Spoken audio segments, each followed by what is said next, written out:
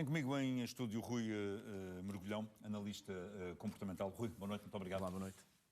Pela presença neste CM Jornal. Ora, fruto da sua experiência, analisando as expressões faciais e corporais de Zelensky, consegue-se detectar perfeitamente aqui alguns sinais. Um deles é a raiva. Sim, muito patente. Um discurso muito assente na raiva, desculpem, e na aversão.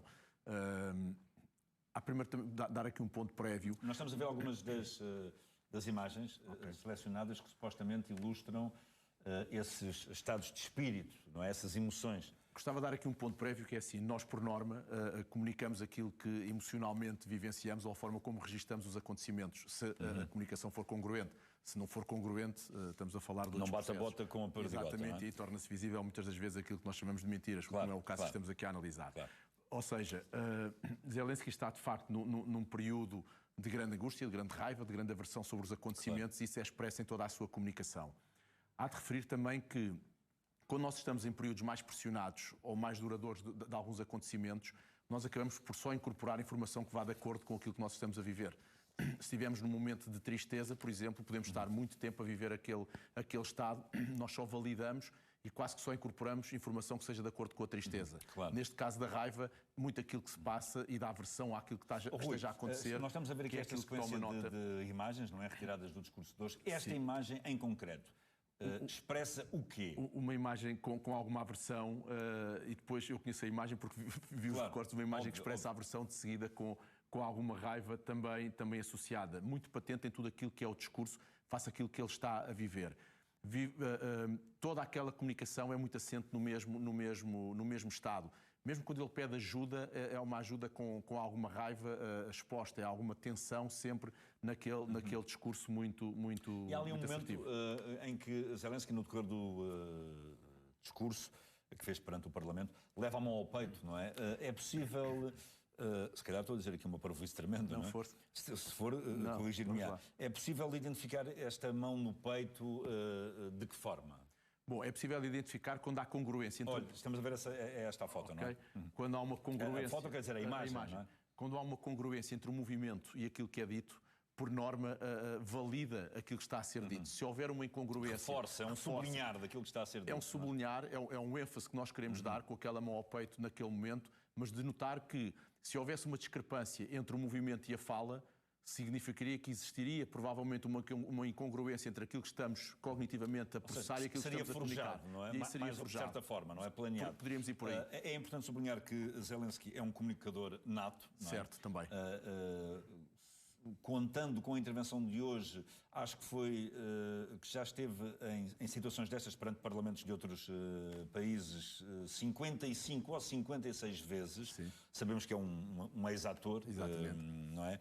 Há aqui um momento em que, e que prepara meticulosamente estas intervenções, não é? Com momentos da história de cada país, para criar justamente empatia com quem o ouve, não é? Para envolver as pessoas, não é? Claro.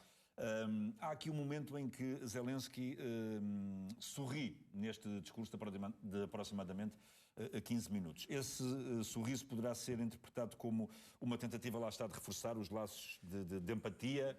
Eu acho que esses laços de empatia ele tenta estabelecê-los quando nos faz um apelo ao 25 de Abril. Nós sabemos o que é viver momentos como esses, e aí sim faz um apelo. Aliás, toda a construção do estado dele de comunicação é muito emocional. O sorriso, quando ele faz, é um sorriso mesmo na parte final, quando ele faz um agradecimento. É a única expressão que nós vimos descontextualizada com aquilo que são situações de pressão, de raiva, de angústia, de aversão. É esta Tem, de facto, um sorriso, a ver, é mesmo no final, quando ele faz um agradecimento. Ao apoio que Portugal tem dado, não é? Ao apoio que Portugal tem dado, e conseguimos ver depois, no fim, que a única altura em que ele muda praticamente o semblante dele é quando houve depois o Augusto Santos Silva da Assembleia da República e a Assembleia a bater palmas, é que passa para um estado praticamente neutro e que tem uma expressão facial quase como poker face, assim pudermos dizer, que não esteja a vivenciar nada daquilo que são as expressões que tem estado habituado. Também gostava de referir duas coisas, agora estamos aqui a ver esta imagem ali em vídeo, que são de referir. O contexto como ele está a comunicar por trás de um fundo completamente branco, descaracterizado, também é relevante daquilo que ele quer comunicar, a par desta indumentária de uma camisola mais militarizada, um registro mais operacional, e isso também é importante na comunicação, ou seja, ele também quer mostrar ao povo que não está a viver momentos de conforto, que está com o povo, e essa forma também é importante. Nós sabemos ler todos aqueles sinais que muitas das vezes a nossa comunicação nos traz, à parte daquilo que são as expressões faciais e daquilo que é a linguística. E há um outro momento, Rui, que é um momento em que Zelensky tem o dedo em riste, não é? Isso ele vai pautando significa o quê? Ele vai pautando a conversa, não tem grandes movimentos, não tem grande amplitude de movimentos durante a conversa, está muito mais pausado com as suas mãos, mas tem alguns momentos em que enfatiza, e quando pauta ali de dedo em riste aquelas informações para dar muito mais assertividade àquilo que está a comunicar, e mais uma vez com uma congruência entre aquilo que são os gestos pautados e aquilo que vai dizendo do ponto de vista verbal, ao fim e ao cabo, que traduz tudo aquilo que tem sido este processo de comunicação, ou que foi este processo de comunicação dele hoje na Assembleia, ou para a Assembleia da República, no sentido da congruência entre aquilo que são os estados que ele está a viver, a ênfase que ele quer dar, muito assente sempre nas questões emocionais, levante sempre um bocadinho ao apelo para que nós tenhamos consciência daquilo que se está a passar.